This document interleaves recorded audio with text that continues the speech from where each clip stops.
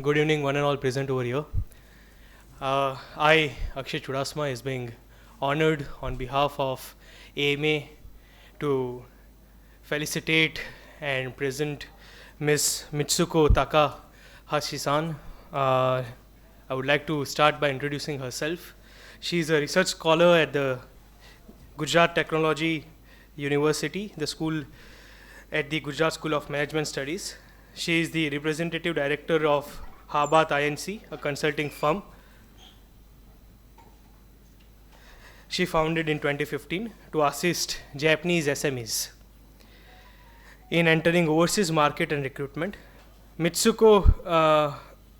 Mitsuko previously served as the Chief Operating Officer of ICE Suzuki Ag India Private Limited. She has an extensive career including marketing and sales roles in Boeing Japan, UPS Japan, and Jet Area UK Limited. And she holds an MBA from Ayoma Gakuin University and a bachelor's degree in performing arts from Meiji University. She was also an Indian government scholar studying under Miss Leela Sampson. So we have the great privilege and honor to have today's session from Mitsuko Takahashi-san on the Gujarat's diaspora in Japan and the future of Gujarat-Japan relation. And we would like to start with the felicitation.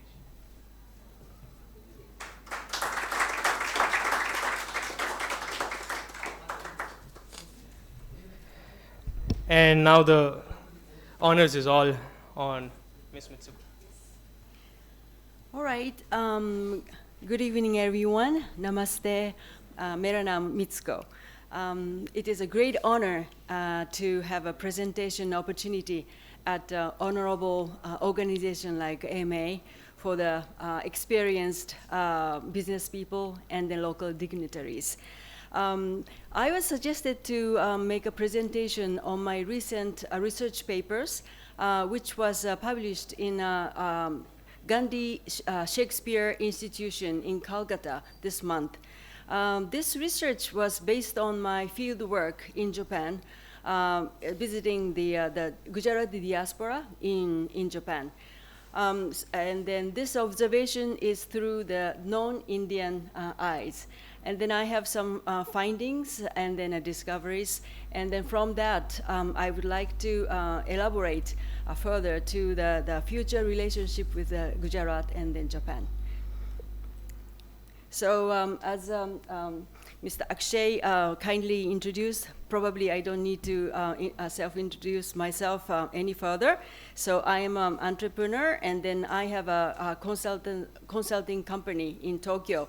I'm supporting Japanese small medium enterprises to enter overseas market, particularly in India, because of my connection and then love for India. And then also, as he explained, I have worked for American companies quite for a long time. But actually, my destiny and relationship with India had started when I was pretty young. Means that I think I was predestined with the destiny with India.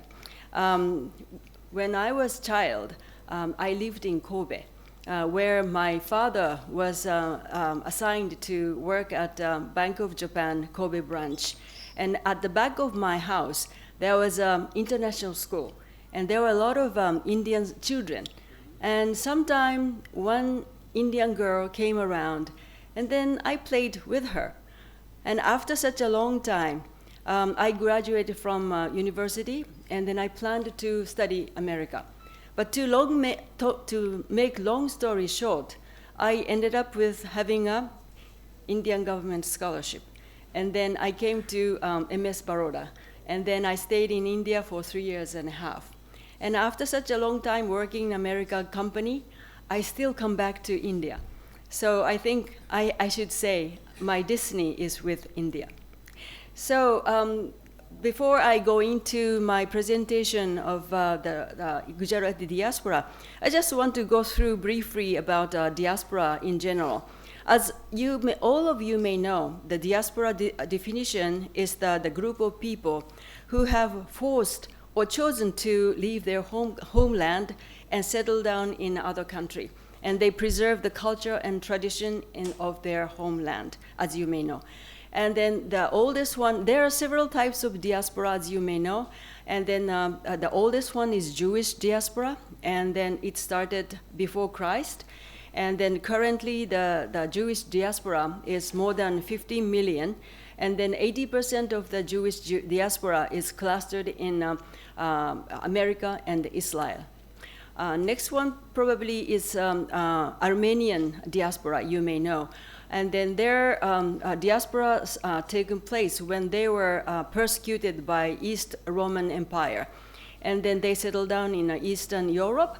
Then in the 19th century, they again ostracized by Ottoman Turkey. And then currently, Armenian diaspora is all over the world, more than 100 countries, and then the population is more than 7 million. And of course, Chinese diaspora is famous, as everybody know. And then this Chinese diaspora originated from the Fujian province, which is the opposite side of Taiwan. And the reason why Fujian people left the country is because the land is very limited. There was no place for farming. The food was not sufficient. And Qin dynasty persecuted these people. So they they left the country for Southeast Asian countries as a plantation labor. And then, of course, Indian diaspora is, and that I'm going to talk about. That this is the mightiest and then biggest diaspora community in the world. And then, as you can see, the diaspora people left the country. So in the new land, they don't have any land to farm. They don't have enough capital to start factory or business. So usually the diaspora people are merchants, and they are very wily merchants. So Jewish merchants are famous. Chinese merchants are very famous. Of course, Indian merchants are very, very good in the commerce. But interestingly, why migration patterns exhibit a certain partial pattern, meaning that most of the diaspora is not from all over the place. For example, in India, Gujarat, Punjab, Sindhu, maybe these are the most diaspora producing areas. Why not Bihari? Why they do not go abroad to settle down? So there's a certain reason. And then this is the reason why I thought that I would do the Gujarati diaspora field work in Japan. So this is just the current Indian diaspora overlook. Surprisingly, 3% of Indian population is migrants, and then more from urban areas, and then 14% is the earning member of a family goes abroad. And then 56% said that they increased earnings by migration. And then a major reason of their migration is a search of employment. It is more than 50%, of course, to study abroad, and then by marriage. And then by marriage, nearly 90% of the person who migrate to other country is female. So the gentlemen who settle down, they always calls the wives. So the population of female diaspora is high like this. And then destinations from India to other country. The biggest is, of course, America. Next is Malaysia and Saudi Arabia, etc. But this red bar is the recent migration. And then the blue bar is the people of Indian origin. Means that they migrated 300-400 years old or something like that. So this is the overall the overall look of Indian diaspora. So let's go into Gujarat diaspora. So of course, Indian Gujarati diaspora started even before Christ, and then the commercial activity was very, very active. It is because late Dr. Tripathi, in his article, he mentioned that because of the caste system, the mercantile activity is kind of monopolized by Vaishya. So, the Gujarati, mercantile people were very active in the going abroad.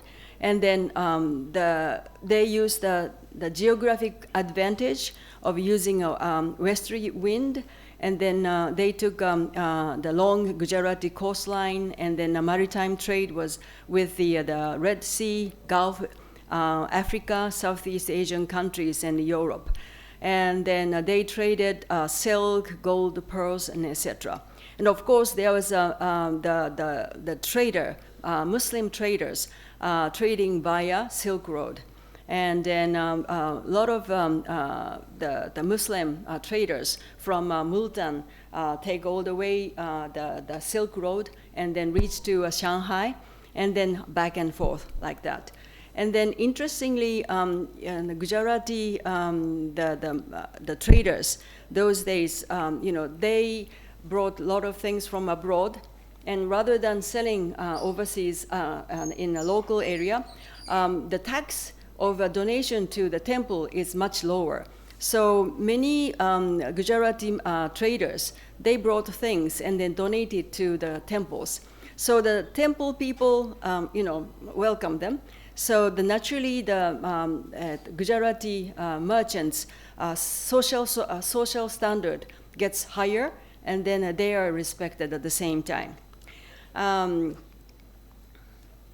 So the next phase, 18th to 20th century, during the colonial era, there were also the wave of Gujarati moving out to migrate in Indian Ocean, Southeast Asia, Fiji, and then Caribbean Ocean as an indenture labor. Also, other wave was the Indian migrants to East Africa. I have friends who is a fifth, sixth generation from Kenya. I studied together with him when I was in Baroda. And then the diaspora in Africa, some of them remigrated to UK and North America. And then in 1922, one Gujarati man, his name is Naranji Patel, he went to America. And he started to open a motel business. And then because he was so successful, and one after the other, Patels followed him. And then now America's 22,000 motels and hotels, the market share of 70% is owned by Patels. And then Americans call it Potel. And then the value costs about 40 billion, astonishing $40 billion. And then recently, in the 21st century and the post-World War II, there was also three waves of Gujarati diaspora. And one is going to Gulf countries, and then 60s to 80s, a lot of medical doctors and then high-skill, intelligent people migrated to Europe and America. And then, of course, third wave is, as all of us know, the IT engineers started to move out to America or elsewhere. And then they are very successful, especially as all of us know that America's big IT company CEOs are mostly monopolized by Indians, right? So why I think history is written by Westerners. And then Portuguese came to India, and Vasco da Gama discovered India route. I don't think so. I think Gujarati, the sailors who did the maritime trade, they are very skillful, navigators. So they teach how to reach, India. And then why, the Portuguese and the Spanish wanted to come to, like India or South America, is because there was a pearl. So according to Western history, it says like Portuguese wanted to buy spice. No, I don't think so. They didn't buy. They came to steal. And then what they want to steal is a pearl. And then when you take a look at the picture of Elizabeth I, she is decorated with a lot of jewelries, of course diamonds, but the significant ornament is pearl. So Europeans knew that there's a very good pearl in India. And interestingly, when I was reading one book written by a Japanese scholar, the word pearl in Arabic word is al-jafal. And then it means, it is connected with the javeli. And then javeli is the become English word jewelry. But originally, I think javelis were the traders of a pearl, I think. But this is not written in Western history, I think. So let's go into Gujarati diaspora to Japan, how they came into Japan. Actually, Japan is not very favorable country from Gujarati people. So there are 50 destinations, and then Japan is only 45th. But the first and then original oldest diaspora was the Muslim trader who was trading silk from Multan to Shanghai. And then Japan was taking a closed-door policy over 300 years. And then at the end of 19th century, America came. And they said, Japan, you have to open up a policy and then start a trade with the foreign countries. So the pressure was so much. And Japan had to open the port and then start the trade with the foreign countries. And then, of course, Japan also needed to modernize and industrialize. So, Japan opened the country. And then, because Japan wanted to sell more silk to abroad to gain more the foreign currency, so together with the Tata and Japanese ocean freight company called NYK, they collaboratively opened the Bombay route in 1893. So the Multan Muslim merchants who was trading over the roadway, they discovered there's a good silk in Japan. So they came to Yokohama port in 1859. And then because this Bombay route was launched, so it is better than going by road, but they started to take the maritime the road. So on the way, they drop at the Hong Kong or Indonesia, and then their business became also very thriving. So the very old commerce came in the late 90s to Yokohama. But there was a big earthquake hit in Tokyo area in 1923. So all the scared Indian Gujarati merchants shift from Yokohama to Kobe. Now they mostly settle down, the old comers settle down in Kobe. So the demography of Indian communities in Japan in general, it's not just the Gujarati. The population is about more than 50,000. And then even though the Japan is 45th preferred destination, still this population is increasing year by year. And then the demography-wise, high-skill profession is nearly 50%. And then the cluster of Indian population in Japan is around Tokyo and then its vicinity. So let's talk about the Gujarati communities in Japan from migration theory. There are two migration theory, which is the reciprocal type. Means that there's one first penguin, and then the followers depends on the first penguin, and the first penguin takes care of the followers. And then the migration, the population gets bigger and then bigger. So this we can find in Kobe. And then Kobe Gujarati community is a very old comer. They're third or fourth generation already. And then, they are here in Japan more than 100 years. And then most of them are naturalized and become a Japanese citizen. And interestingly, the Javeri community is very strong in Kobe. And then Jains are more than 50%. This is astonishing number.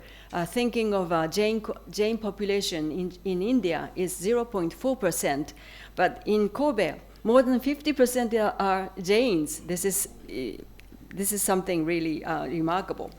Also, there's Tokyo Jewelry Town, and they are rather newcomers, starting from 90s. And then there are 400 Indian jewelers, mostly Gujarati, and including family members, 400, and then 250 are Jains. So again, this is astonishingly 62% of them are Jains. So naturally, you can see that Gujarati people are doing a chain migration, and then one person come, and then one after the other, many Jains follow the first comers. And then a second type of the migration is market-mediated type. This means while reciprocal type is someone invite the family member or relatives or friends and take care of the newcomers. Meanwhile, market-mediated is that someone professionally mediate the job in Japan. So in this case, there's a Tokyo Kasai area. It is a cluster of Indian IT engineers. So they come to Japan via professional introduction. So the origin of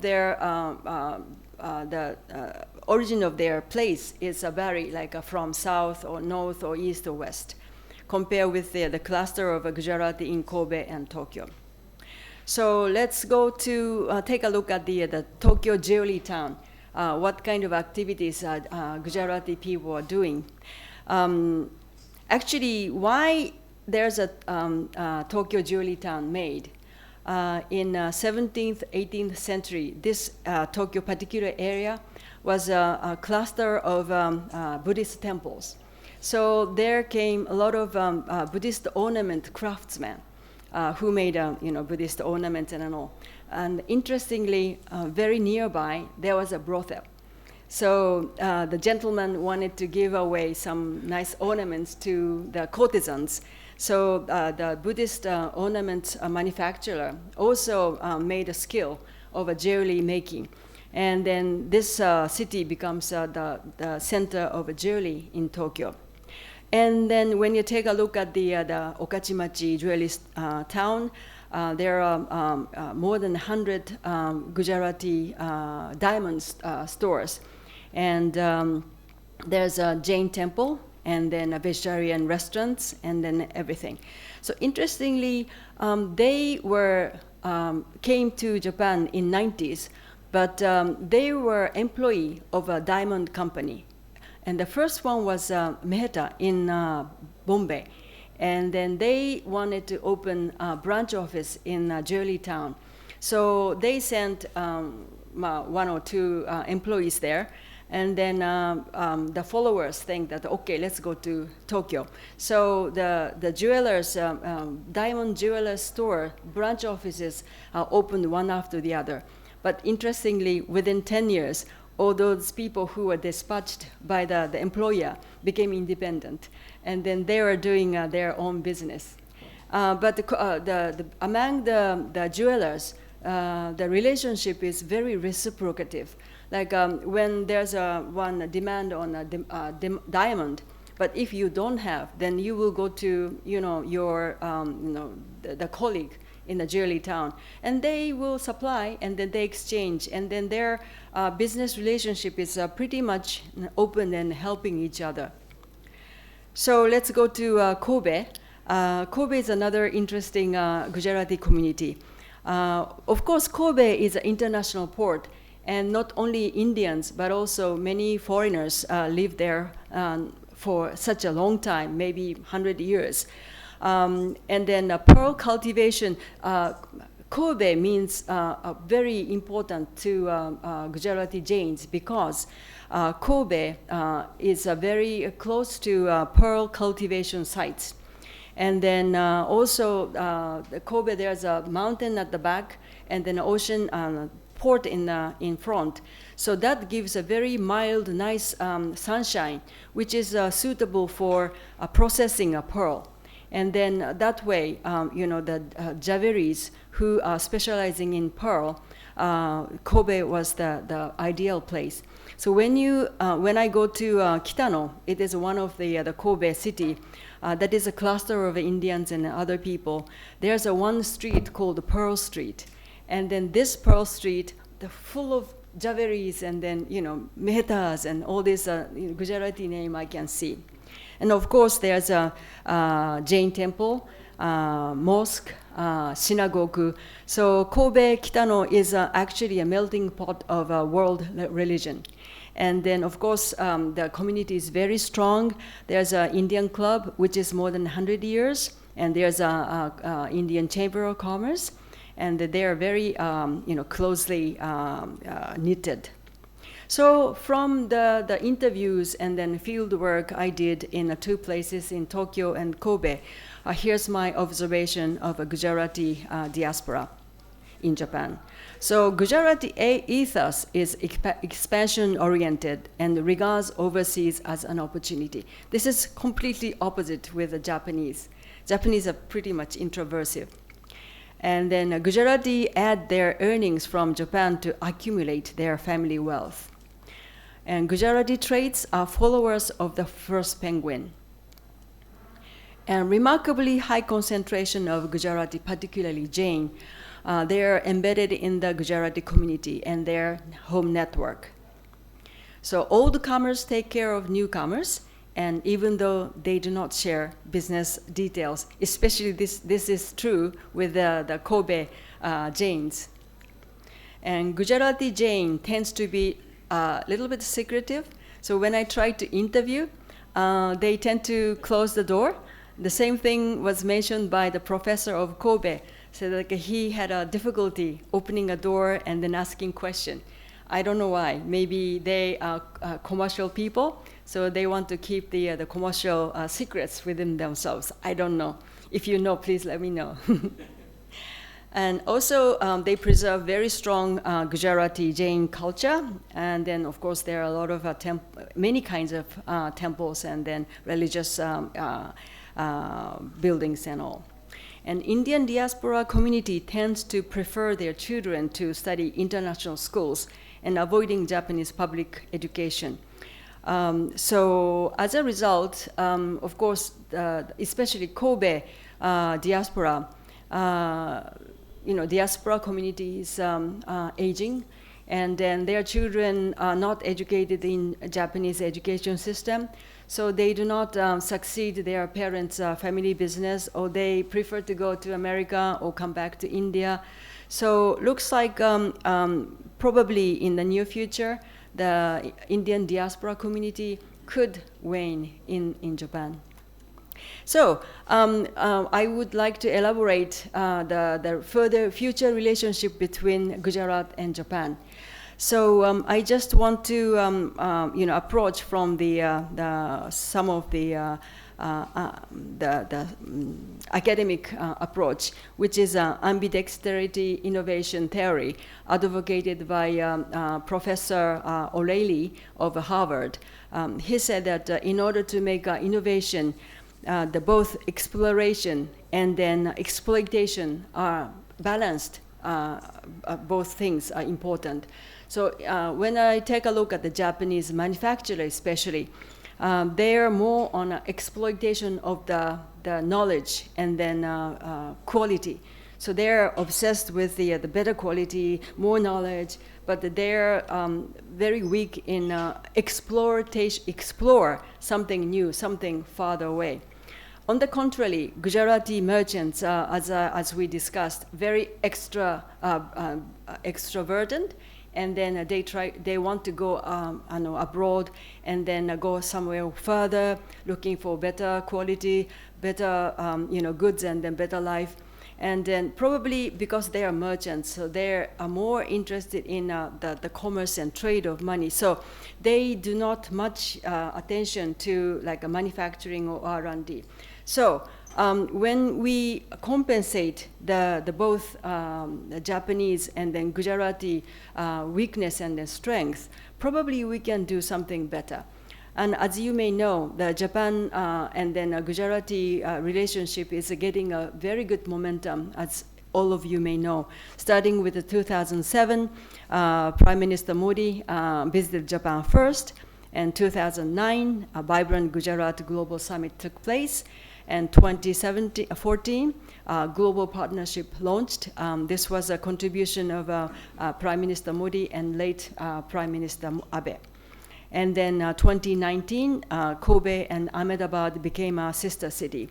And then this year, Suzuki constructed a new factory.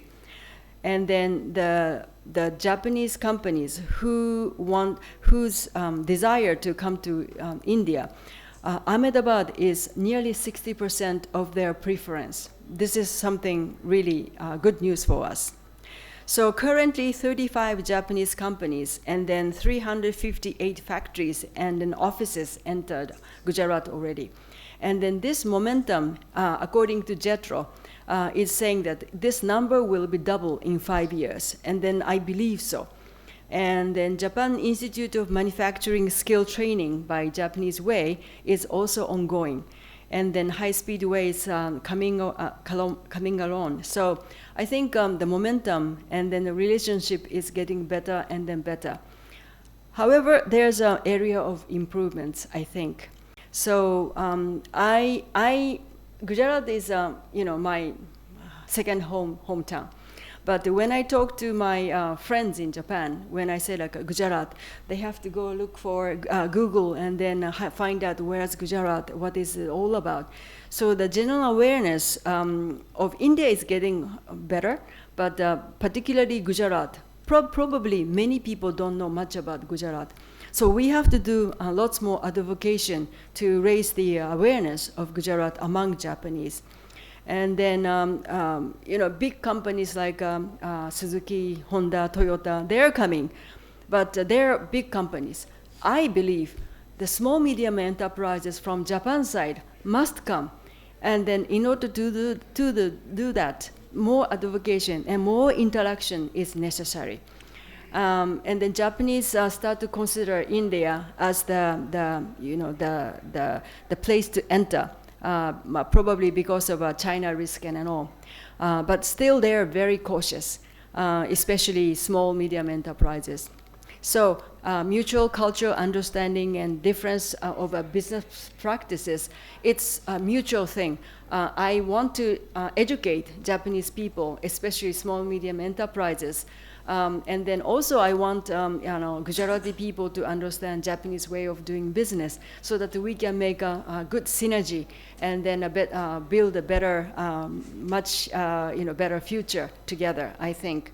And currently I am here for GTU research work, but at the same time I am incubating new business, which is launch of Japan Mall.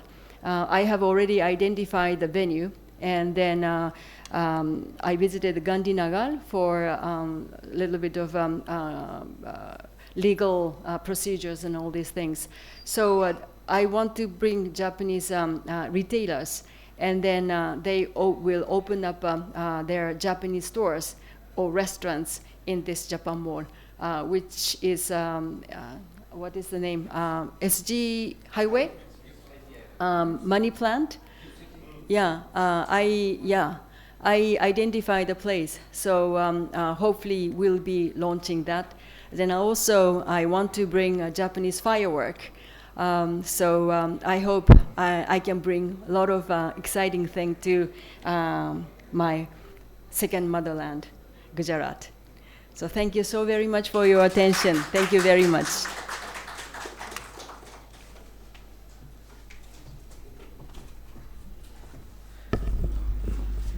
It seems it was indeed our pleasure, and we were blessed to have the extensive knowledge and research of Mitsuko in the years of research and knowledge in a time frame of and half an hour to an hour of a time frame where we have gone through the journey, explaining in detail, not only starting from explaining from the term of diaspora, taking us across to the eras of Gujarat diaspora, and then giving us a new Pearl theory as such.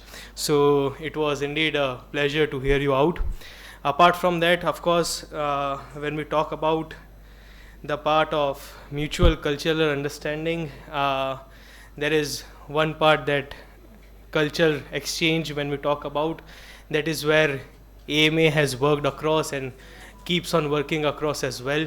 And you will be surprised to hear it out, but when we talk about culture as such, and of course when it was Kobe being referred on multiple occasions, we should know that Ahmedabad Kobe is also the under the sister city tie-up. So we find not only a lot of Gujaratis now, as correctly being mentioned, in and around Kobe, but across Tokyo as well. And one of the reason behind the same is from vibrant Gujarat, where it all started with one of the first countries to enter Gujarat, and then taking across the relation to new heights by the then Chief Minister and our current Prime Minister, Honorable Sri Narendra Modi, and late Sri Shinzo Abe, the ex-Prime Minister of Japan. So when we talk about culture, culture not only limited to the business perspective, but if we look into the cultural part, as I myself am a Japanese language teacher, and I also have put across the notes on culture as such. I know 13 foreign languages. So when we talk about Hindu culture, we have number of gods in Hindu religion. Simultaneously, when we talk about Japanese culture, it's the Shinto religion, where we find that there are number of natural elements that are considered as gods, that is Kami-sama.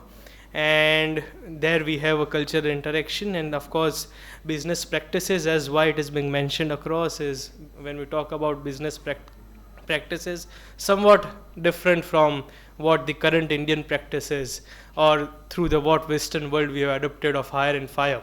The Japanese business culture and business practices, once they are with the company, it's the company oriented work that they put across. And we are discussing it out because we have still a time frame where we can discuss few further part on Japanese culture and Japanese business practices, and if Ms. Mitsuko is happy to elaborate on it, it will be grateful for that. Else I will also would add few part from my end, and then we will carry on the question answer session from it. So if you want to share something on the part of culture and understanding and business practices, or on the SMEs, we will be very grateful to hear you out. Thank you, Akshay, so much. I think Japan and then India somehow are very extremely different, but at the same time we have something very common. Like when I came to India to study when I was young, I was always looking at America. And then I thought India is too far away, culture is too far away. But I discovered many things which is part of my culture is actually derived from India. For example, like we say big lie as makkana uso. Means like makkana uso sounds like a very red lie. But where does it come from is maha. Mahatma Mahatma Gandhi. Maha. So Maha is big, and then big lie becomes makkana uso, and then we take it as a Japanese language, and then maybe this is not a good example, but we have like a bisexual people, and we call them okama, and okama sounds like a pot, but actually what it come from is a karma of a Sanskrit word. And all these came together with Buddhism, and then originated from India. So, when I explain all these things to Japanese people, they are so surprised because we are westernized too much by American kind of this thing, right? But actually, when I understand, Indian language or culture, the more I should think that we have something very common. So, like you are eating vegetarian food, we are eating non-veg, very naughty of us, but still, the basic, the culture of eating style, somehow we have something in common. So this is a basic culture thing.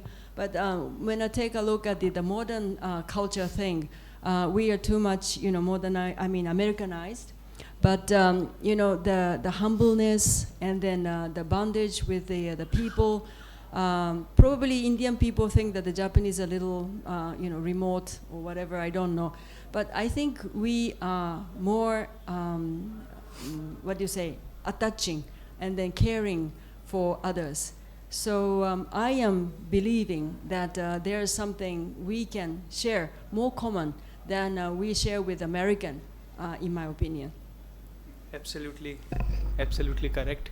And if anything, when it comes to business practices, when we have talked about and we have explored the word of SMEs, that is small and medium enterprise, if something that you would like to share about the Japanese small and medium enterprise and how the business practices are working in Japan, so that will enlighten us further. To be honest, I think Japanese small and medium enterprises, they have lots to work. So only big companies are, venturing into other countries like India, America, or elsewhere.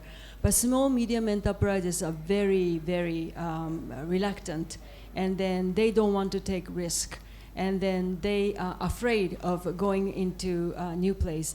And then Japanese people think that they don't have any friends in India, and they don't know Indian practice. They are scared.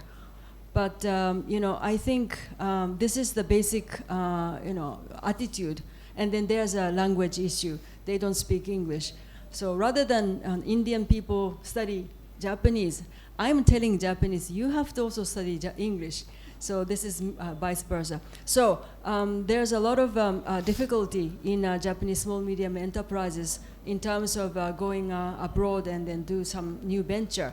But as I said, this Japan Mall, the project, we will make the bucket. So they just come and then find the Indian partner. We will be making a matching, and then they will make a joint venture, or they will form the franchisee model.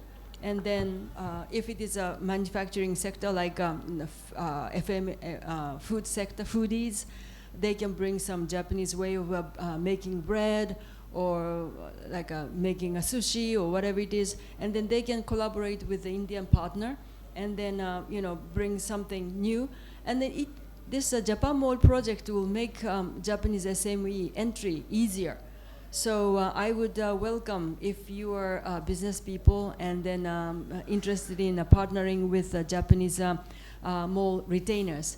I'm more than happy, and then please send me your business card. Thank you, thanks a lot. And we will have the question answer session. If at all any questions we have, we'll be kind enough to answer one after the other. So we're passing on the mic.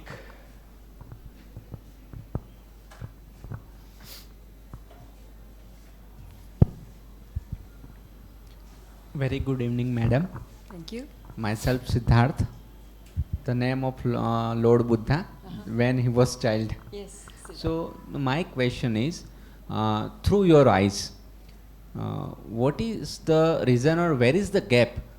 Indian economy is 150 crore population, and Indian economy is near to 4 trillion. And where the Japan size is equivalent to or less than Gujarat, the population is also less than Gujarat, and how the Japan economy prospers. So what is the reason that 150 crore people way back during before 500 years, India was trading at 25% of the world commodities. So what happened, and why the Japan is a developed country and India is a developing country? Thank you for the question. I do think that India is no longer a developing country. But I do observe there's a big gap between the super rich and the not so rich. And then I observe by reading all the literatures and then papers, I think that Japanese Indian family business is prominent, and then they are supporting probably a big chunk of Indian GDP. But Indian family business prefer to keep their wealth within family, and they don't go IPO. So many companies stay private. So in Japan, I don't think we are kind of downturn. So, but why we made economic growth is probably because small medium enterprises also went public, and then increased the employment. So in Japan, most of the university graduates, they visit the corporations, and then the corporations will hire the graduates. So nearly 98% of the university graduates get some business job at a corporation, whether it is big or small. So the basic employment is guaranteed, and then as a company grow, then the salary will grow. So probably that is a difference between Indian family business and then Japanese family business, I think. But India is doing really good, and then India will be surpassing Japanese GDP in 1 or 2 years. So India will be third, will be far behind, fifth or something. So next time you have to tell me how you do it.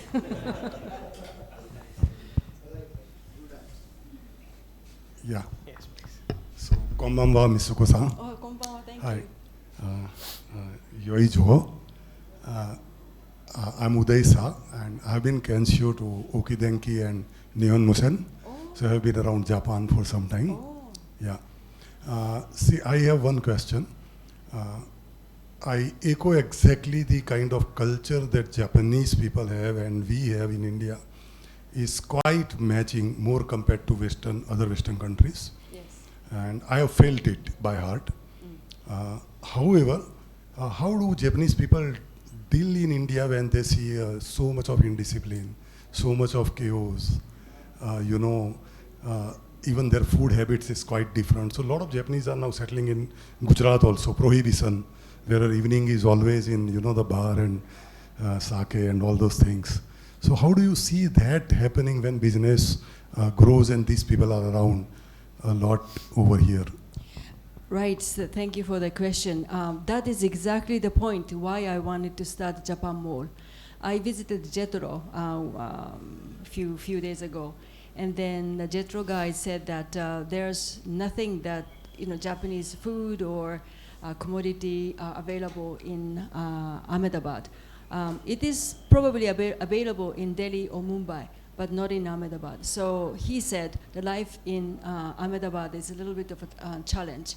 So if I bring Japanese retailers to Japan Mall, then Gujarat, Ahmedabadi people also enjoy something new, food or commodity or anime thing or electronics or whatever it is. But also this can make Japanese expats living in Ahmedabad life a little better, and then that will also attract more companies coming into Ahmedabad, because already there are many people planning to make a plant in Ahmedabad. But if the expats think that, oh, life in Ahmedabad is so difficult, there's no booze and all, then they may not like to come. But if there's a Japan Mall, I think it'll make their life easier. Good evening, ma'am. It was a nice presentation. Thank you. I would just like to add one point to what our gentleman said about Japanese food in Ahmedabad. We had one restaurant on a highway ahead of Sanand, if I am not wrong, where the first Japanese collaboration started off. It went out of business maybe a few months back, but after you all are taking interest, I think it could be revived. Secondly, my another question is, are you all focusing only on financial or retail sector? How about, manufacturing sector? How about services sector? For example, medium and small banks of Japan. Are they interested in having some financial outlets in Gujarat or in India? If yes, then person like me could be interested. I see. I have some clients who may be looking for attractive finance. I see. Thank you for the question. Actually, I am not on the financial side, and then probably Indian regulation on FDI is quite a bit of a challenge.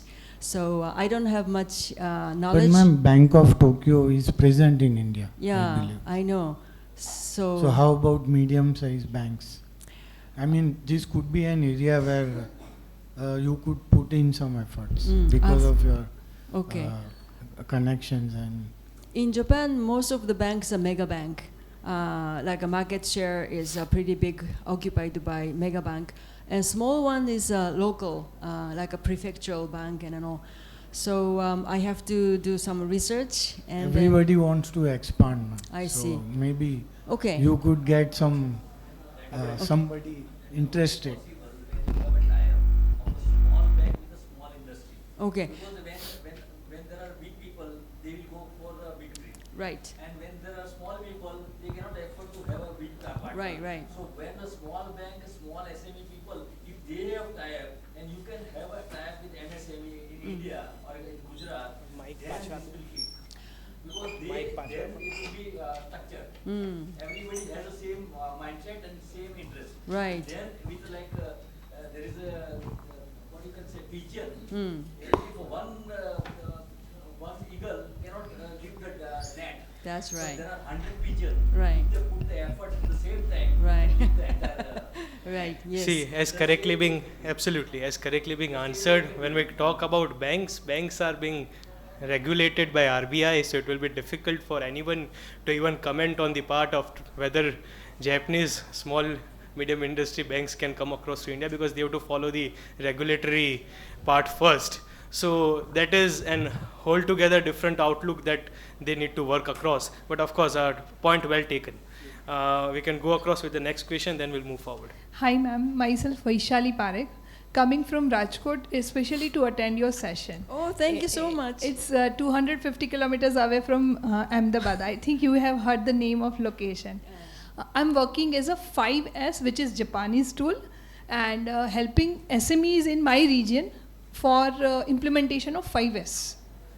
So here I would like to know, is it any possibility that our SMEs can gain knowledge, experience and practical experience of this kind of tools from Japan, or whether it's possible that we will get some help and knowledge, practical knowledge from Japan people to apply this kind of Kaizen, TPM, other tools to our SMEs and MSMEs? Yes.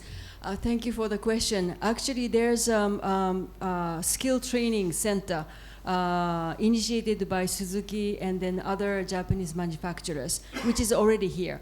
I visited the one in Gurugram, and then they have a big boarding house, and then they Japanese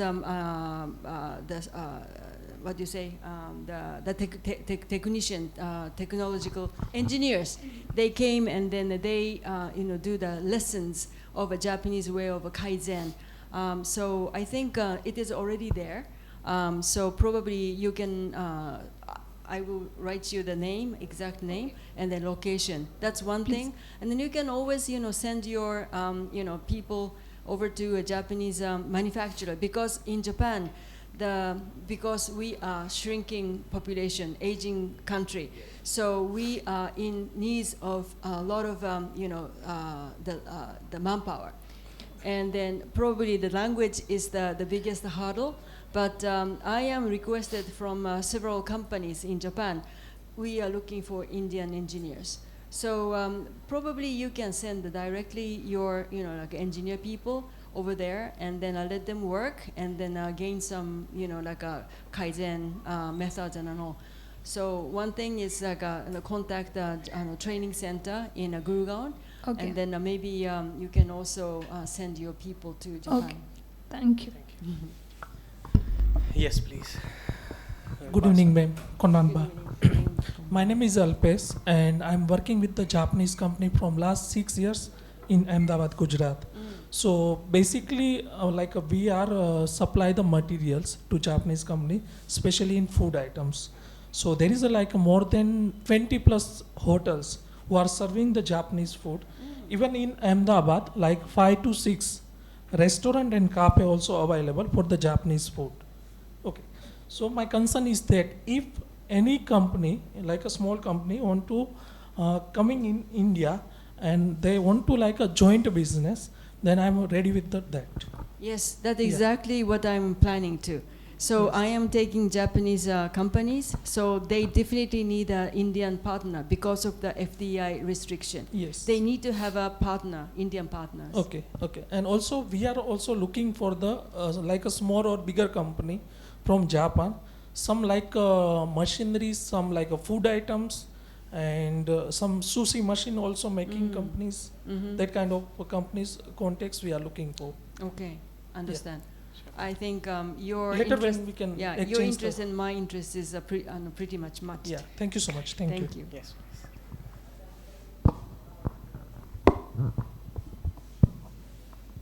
Good morning, ma'am, and one and all present here. Actually, I am a student, so my doubt may be not reach that level of all knowledgeable person. I'm sitting. also a student. I was just. I am sorry. So, I have two doubts. The first doubt is, Japan is a manufacturing-based economy. So, compared to countries like India, which has IT services as a GDP growth vehicle, and like Britain, which has financial services growth vehicle, I would like to understand what would be the future product of Japan, which will grow its economy. And the doubt number two is, I would like to know some excellent steps taken by Japanese economy in past 1 or 2 decades, which has made them the world's third largest economy.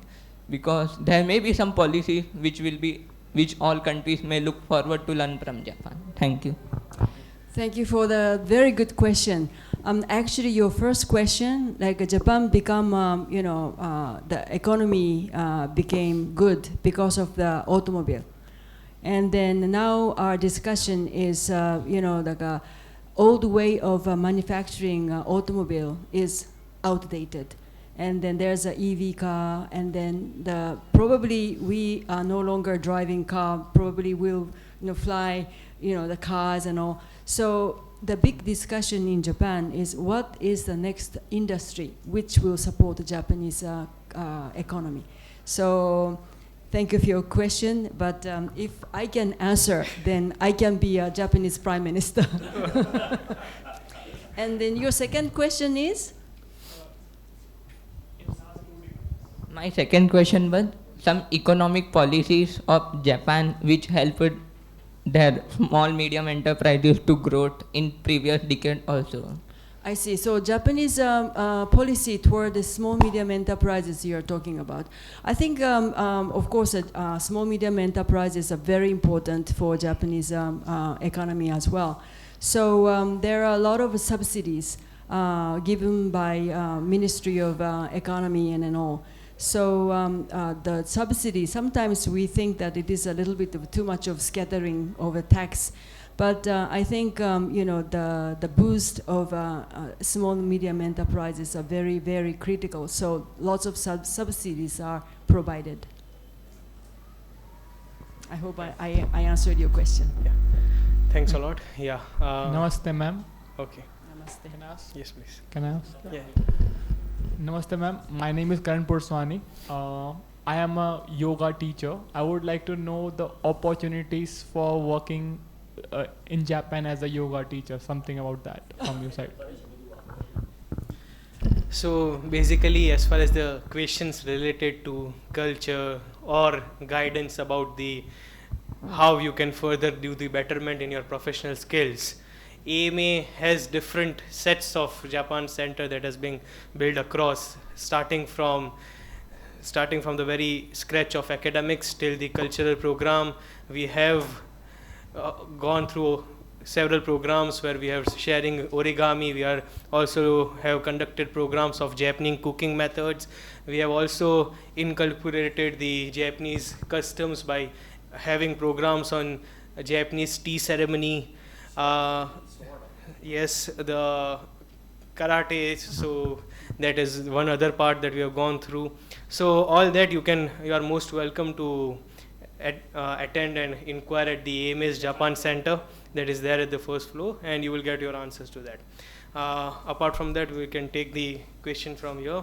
Yes, please. It was a wonderful experience and learning. I think it looks that you are very much into the research and data, so we will read it and since you mentioned about the family business, I would like to really know that how do you distinguish between SME and family business? Because I think this has been my interest. Family business, they say, has a little edge over other SMEs. So what is your opinion? And is in Japan family business are more progress oriented or non-family business are more progress oriented? Thank you for the question. I think, but generally speaking, family business tend to be small, medium enterprises. Although as a corporate cycle, some of the successful family business in Japan becomes a public and then becomes a larger corporation. But in India, particularly Gujarati family business, I think family business is almost synonym of a small, medium enterprises. Although their wealth is big, but they want to keep it as a small private. And then what is second question? No,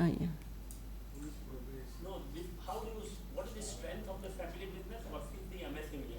Any difference, any challenges different? So when you say like a small, medium enterprises, there's a, in Indian term, you said micro. So in Japan, micro is very weak. But once micro becomes medium, then then as far as they have technology and quality oriented, then they accumulate more knowledge, then they become pretty much competitive. So that's what I think. Thank you. Yes, please. Good evening, ma'am. I think India faces three challenges. One is corruption, and second, I think, red tapeism or Inspector Raj, you can say. And third one is VIP culture. Hai na? So do you think that Japan also has similar type of issues facing there, or you find quite something new in India compared to Japan? Thank you so very much for your question. In terms of corruption or bribery, I don't say there's nothing in Japan. Of course there are. But if somebody commits bribery or some hanky-panky stuff, then they are very much ostracized from the society, and then they are very severely punished. So probably the corruption is not much in Japan, I think, I hope. Yeah, but it is a little difficult, me as a Japanese, to comment whether there's a big difference. Second, red tapeism, you can say Inspector Raj, or means bureaucracy in India. I think it is a lot, as most people comment about it. I think Indian red tapeism is getting better, and then digitalization, and then government is trying to make it easier. No, but in still, Japan also it is there? Japan is also, bureaucrats are always bureaucrats. They are born to be bureaucrats, right? But I think, they are trying to make it more flexible, and then, but of course, the challenge is there. But I cannot compare with the Indian bureaucracy and then Japanese bureaucracy. It's maybe kind of similar.